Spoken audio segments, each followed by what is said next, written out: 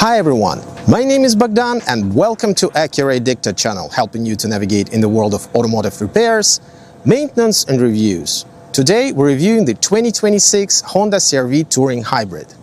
Let's roll!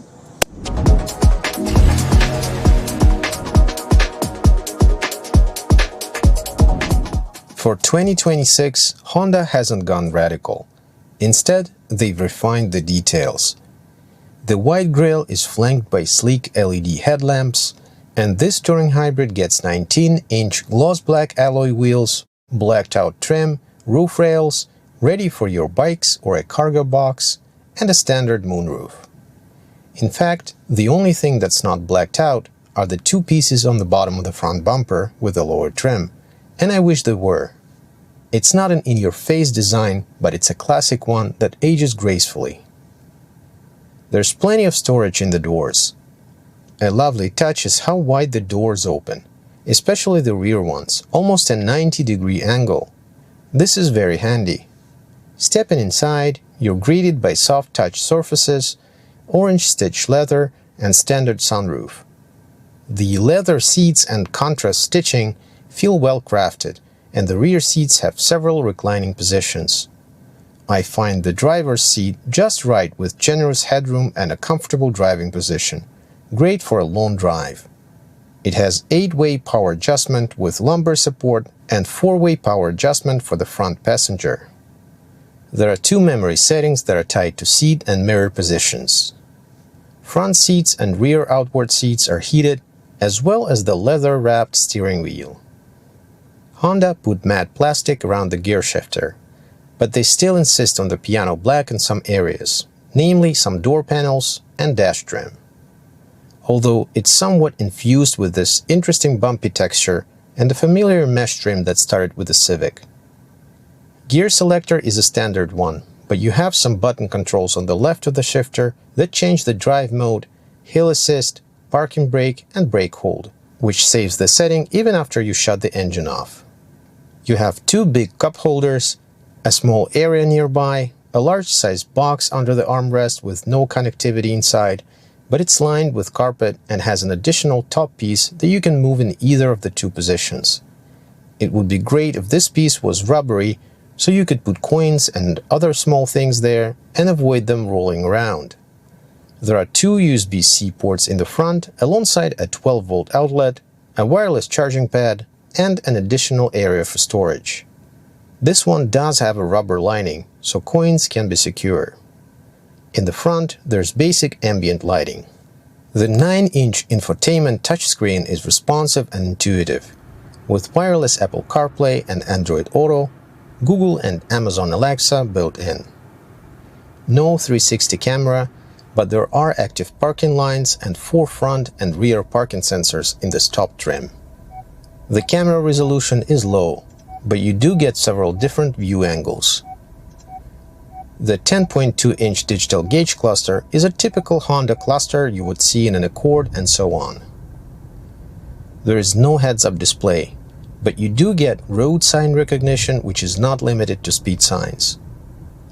In this top trim, you also get a 12-speaker Bose audio system with a subwoofer, which sounds good. All the dual-zone automatic climate and heated seat controls are physical buttons and knobs. The vehicle has a touch to unlock on the front 2 doors, and there's a walk-away lock. No power folding mirrors, but you can fold and unfold them manually. They're also heated. Capless fuel tank design behind a manual hatch that locks with the vehicle, so you need to unlock the car in order to open the fuel hatch.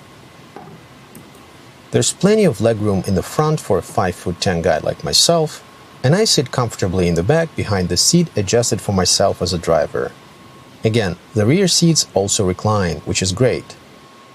AC is adequate here and cools down the car quickly. There are climate vents for the second row, as well as 2 USB-C ports for charging. A big child seat fits the second row greatly, both for the outboard seats and in the middle.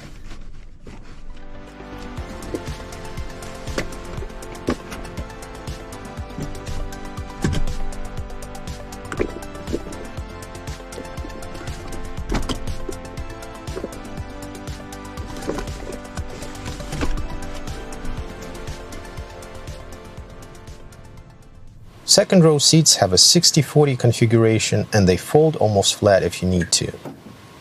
The triggers for folding are located in the upper corner of each seat. One of my favorite touches in the Touring Hybrid, hands-free tailgate with adjustable height. The power lift gate opens from either the key fob button, from the button on the tailgate door, or from the kick sensor under the rear bumper. There's a light in the trunk area and a standard 12-volt outlet. Now here comes an unpleasant surprise. There is no storage under the floor at all, since the hybrid battery is located there. So your tire patch kit is located in the left wheel well behind a plastic cover. And there are two very small compartments on each side of the trunk. I tested the capacity by moving some of my gear as usual. You have 34.7 cubic feet with second row up and 76.5 cubic feet with the second row down. Under the hood is Honda's two-motor eCVT hybrid drivetrain, 204 horsepower and right around 37 miles per gallon or 6.4 liters per 100 kilometers combined. I personally had a bit more fuel consumption, which is understandable since there was a lot of highway driving where the hybrid system is less efficient. Acceleration feels adequate, the eCVT is very smooth, and the steering is nicely weighted. Suspension is comfortable and composed over bumps. The ride is quiet overall, with very little cabin noise even at highway speeds. You can choose from 4 pre-programmed driving modes: Snow, Economy, Normal, and Sport, or configure engine response, steering and so on in an individual mode. Touring Hybrid stacks a full suite of Honda sensing tech: adaptive cruise control, lane keep assist, auto emergency braking, blind spot monitoring with rear cross traffic, and even traffic sign recognition. The lane keep assist holds firm on mild curves, but don't expect it to handle more than that. Remote start without subscription comes standard in Canada. In the US, the lineup is comprised of 7 different trims, 5 of which are all-wheel drive optional. The base LX trim starts with 31 grand US, and the Sport Touring Hybrid sits at the top of the lineup at $42,250 US. In Canada, there are 6 trims and only 1 is all-wheel drive optional. The base LX starts with 40,100 Canadian and the top Touring Hybrid is listed at 54,332 Canadian dollars. After spending time with the new CR-V, it's clear to me why this SUV has such a loyal following. Honda hasn't reinvented the wheel here. Instead, they've improved on a recipe that works. The amazing Honda's hybrid system that delivers excellent fuel economy without sacrificing daily performance. A spacious and comfortable cabin filled with tech you'll actually use. A good sound system that will keep you entertained on long trips or those lonely drives that give you a chance to meditate and contemplate your life choices.